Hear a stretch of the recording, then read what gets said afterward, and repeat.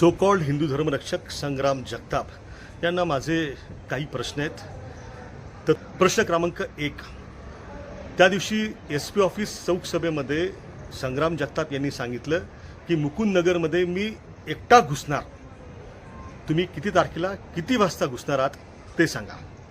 प्रश्न क्रमांक 2, तुम्ही माध्यमांमधून पसरवलं की आरोपींच्या घरावरती संग्राम जगतापांचा बुलडोजर चालणार. किती वाजता किती तारखेला चालणार ते सांगा. प्रश्न क्रमांक 3, राज्यामध्ये तुमचं सो कॉल्ड हिंदुत्ववादी सरकार त्या ठिकाणी आहे. आत्तापर्यंत स्वर्गीय धीरजच्या कुटुंबियांना तुम्ही प्रत्यक्षात किती लाख रुपयांची आणि किती कोटी रुपयांची मदत केली ते सांगा. प्रश्न क्रमांक 4, अहिल्यानगर महानगरपालिकेमध्ये सत्ता तुमची आहे. सत्तेचा रिमोट कंट्रोल तुमच्या हातामध्ये आहे. धीरजच्या कुटुंबातल्या कोणत्या सदस्याला तुम्ही परमनंट नोकरीचं नियुक्तीपत्र दिलं ते सांगा. ते राहू द्या, किमान त्यासाठीचा प्रस्ताव तरी इनिशिएट केला का ते सांगा.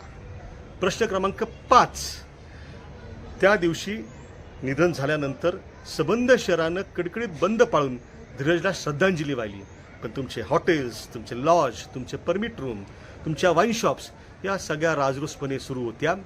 मग तुम्हाला एक न्याय आणि या शहरातल्या व्यापाऱ्यांना, दुकानदारांना हातावरती पोट असताना वेगळा न्याय असा का हे सांगा.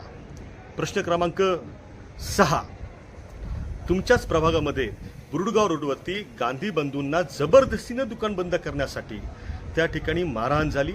मार खाल्ला ते सुद्धा हिंदू जैन बांधव, आणि ज्यांनी मारलं ते सुद्धा हिंदूच. हिंदूंनीच हिंदूंना मारायचं हे कोणतं हिंदुत्व हे तुम्ही आम्हाला सांगा. प्रश्न क्रमांक पुढचा, त्या दिवशी ज्या हिंदू मुलांवरती गुन्हे दाखल झाले त्यामध्ये तुमच्या कुटुंबातला कुठला सदस्य त्या ठिकाणी आरोपी झाला का ते तुम्ही आम्हाला सांगा. नेक्स्ट क्वेश्चन, यापूर्वी SP ऑफिस हल्ला प्रकरणामध्ये तुमच्या जवळपास 200हून जास्त अंधभक्तांना आता सुद्धा वर्षानुवर्ष खेटा मारावं लागतात न्यायालयाच्या. यामध्ये तुम्ही स्वतः आरोपी का नाही आहात हे सांगा. माझा पुढचा प्रश्न आहे, राज्यामध्ये, देशामध्ये आणि अगदी गल्लीपर्यंत सुद्धा तुमचंच हिंदुत्ववादी सरकार, तरी सुद्धा हिंदूंच्याच राज्यात हिंदूच असुरक्षित का?